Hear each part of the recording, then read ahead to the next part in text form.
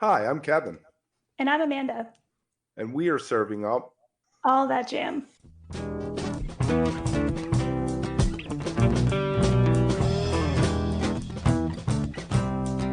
All That Jam, Quick Hit.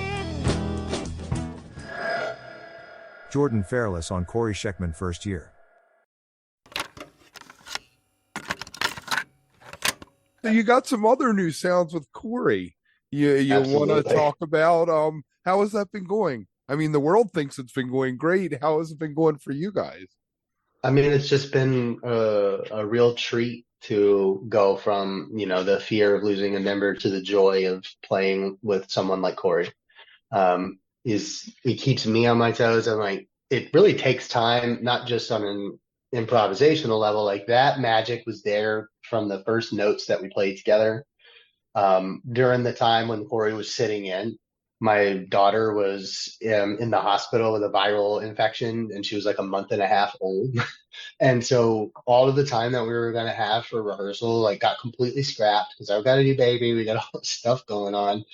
And he just did his work and he learned the music and we showed up and Corey and I had never played a note together. Like we went over a little bit of stuff on stage during sound checks and we did stuff, but he just did his part and then stepped in with him as a person, and that gelled really well with us. And that has continued since September of last year when we played those first shows together.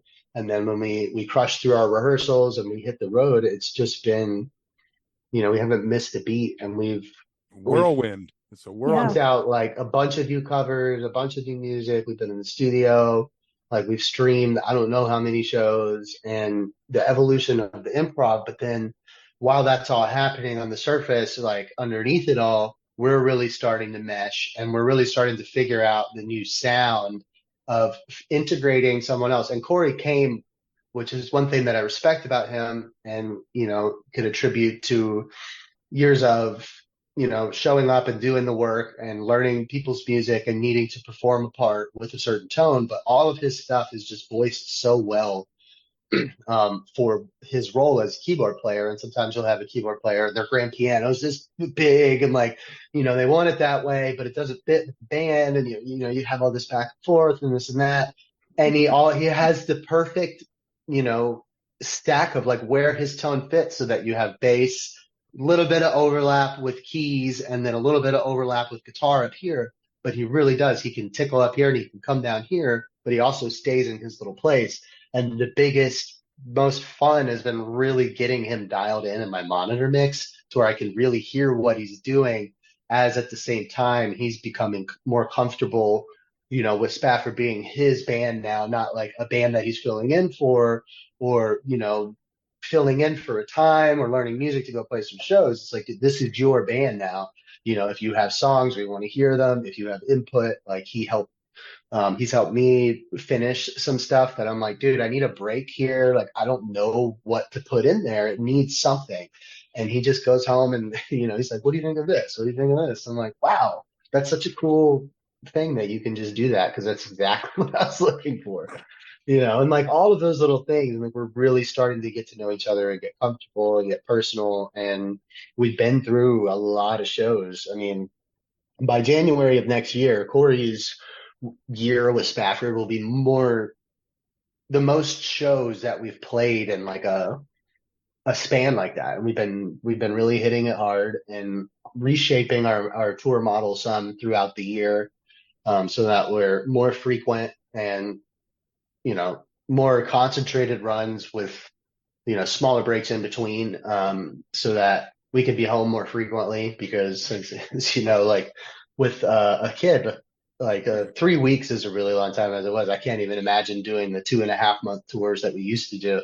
It was just too long. So we've been really just getting to know each other and solidifying like the next chapter of Spafford, which is evolving and growing. And it's different and it's very still familiar, and we try to maintain all of that. But there's no denying that we're reaching a level right now, that is just really, really interesting. And I think undiscovered for us, and like what we're able to do, and like the conversations that we're having behind the scenes of what we can figure out. Like okay, how can we take this to the next level? Like it's one thing to write new music, put out a new album, but how can we as masters of our craft take our own mastery to the next level and like really push the electronic stuff further or really push the types of covers that we're learning or the complexity of a Halloween show or this and that. We're still doing Cory's first time with everything. We still got to do his first New Year's show. We now just made it through his first Halloween.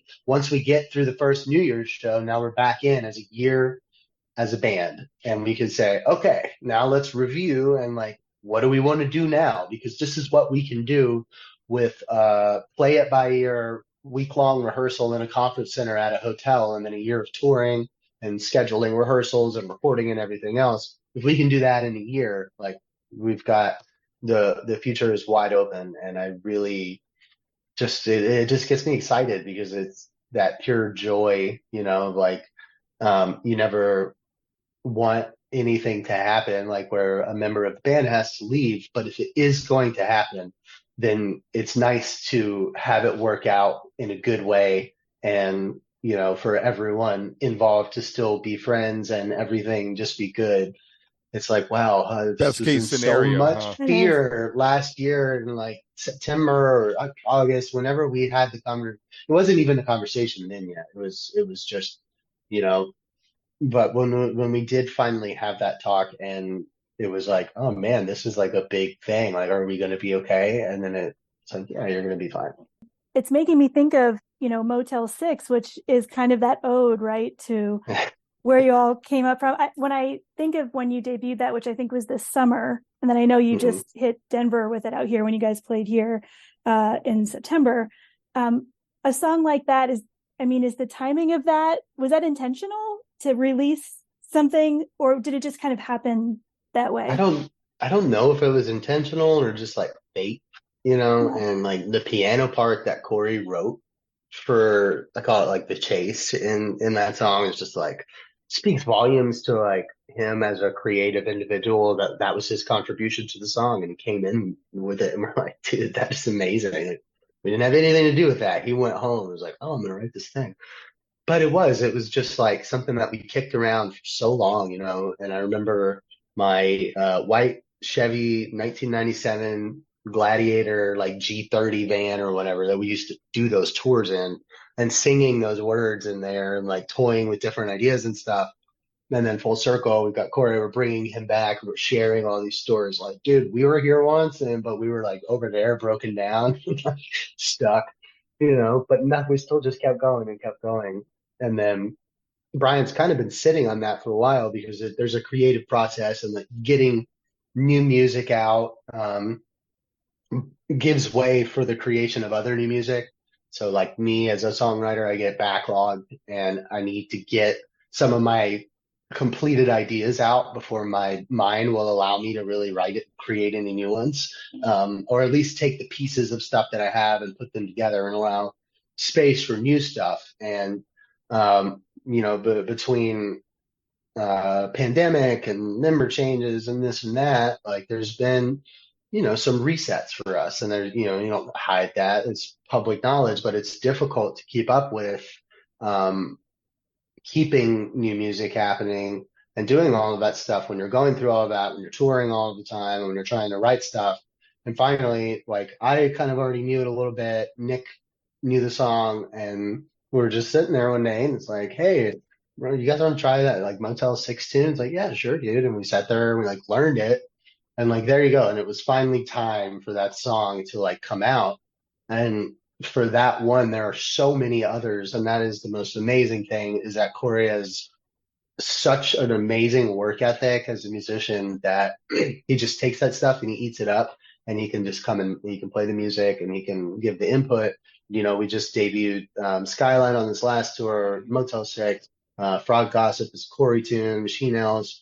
We're dropping new originals, we're putting out new covers, and we're just now getting back to, a well-oiled machine of touring so that we're taking time for ourselves on the road to work in our rehearsal time and really get that time. Because the number one question we get, and people are like, well, you guys live all over, like, how do you rehearse? It's like, well, we spend 3 weeks on and off with each other all the time. And that's plenty of time. And, Nick has a little drum set, all have like little amps and stuff. And we just set up in the green room, and we've finally gotten back to where we're able to do that again.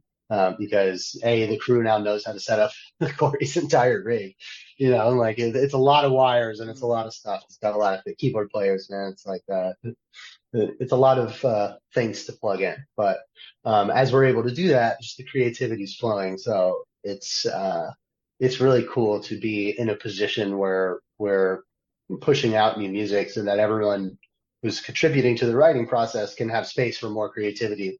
Because there's just a docket of songs that we have of like ideas that three of us know that we need to show Cory. And the creative well is just really starting to open up for us.